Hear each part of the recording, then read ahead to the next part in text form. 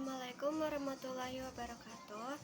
Perkenalkan, nama saya Auraisma Aprilia dari kelas 10-1. Di sini saya akan membuat tugas video mata pelajaran sejarah. Sejarah dikatakan sebagai ilmu karena merupakan pengalaman masa lampau yang disusun secara sistematis dengan metode kajian secara ilmiah untuk mendapatkan kebenaran mengenai masa lampau. Peristiwa-peristiwa yang telah terjadi pada masa lampau merupakan hal yang sangat penting dalam pembahasan ilmu sejarah. Manfaat ilmu sejarah: yang pertama, membantu memahami identitas. Yang kedua, meningkatkan wawasan dunia dan masyarakat. Yang ketiga, jadi warga negara yang cerdas. Yang keempat, membantu memahami masalah yang terjadi. Fungsi mempelajari sejarah. Fungsi mempelajari sejarah secara umum adalah sebagai media untuk mengetahui peristiwa penting di masa lampau. Perubahan dalam sejarah. Perubahan ini dapat diartikan sebagai segala aspek kehidupan yang terus bergerak seiring dengan perjalanan kehidupan masyarakat. Arah perubahan dibedakan atas keadaan yang lebih baik, progres, dan keadaan yang lebih buruk, regres. Ruang lingkup sejarah. Sejarah sebagai ilmu merupakan suatu ilmu yang mempelajari masa lampau manusia. Sejarah merupakan ilmu pengetahuan ilmiah yang memiliki seperangkat metode dan teori yang dipergunakan untuk meneliti dan menganalisis serta menjelaskan kerangka masa lampau yang dipermasalahkan. Ciri-ciri atau karakteristik sejarah sebagai ilmu adalah sebagai berikut. Yang pertama, bersifat empiris, pengalaman, percobaan, penemuan, dan pengamatan yang dilakukan. Yang kedua, memiliki objek, perubahan atau perkembangan aktivitas manusia dalam dimensi waktu atau masa lampau. Yang ketiga, memiliki teori, suatu kumpulan tentang kaidah-kaidah pokok suatu ilmu. Yang keempat, memiliki metode untuk mendapatkan penjelasan dari perkembangan atau perubahan secara benar.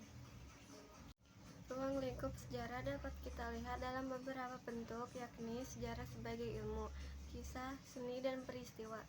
Supaya memahami mengenai ruang lingkup ilmu sejarah tersebut, simak pemaparan berikut ini.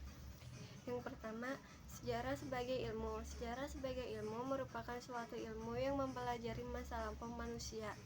Sebagai ilmu, sejarah merupakan ilmu pengetahuan ilmiah yang memiliki perangkat metode dan teori yang dipergunakan untuk meneliti dan menganalisis serta menjelaskan kerangka masa lampau yang dipermasalahkan.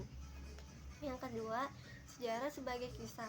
Sejarah sebagai kisah adalah suatu hasil karya atau lebih tepat hasil cipta orang yang menuliskannya, yakni sejarawan, historia, historicus.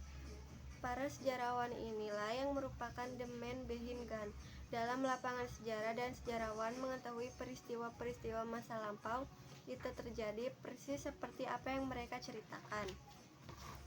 Yang ketiga, sejarah sebagai peristiwa. Jika kita renungkan, banyak menyangkut diri kita adalah sejarah dalam artian sebagai kisah. Sebab pada hakikatnya sejarah sebagai peristiwa sudah tidak ada lagi.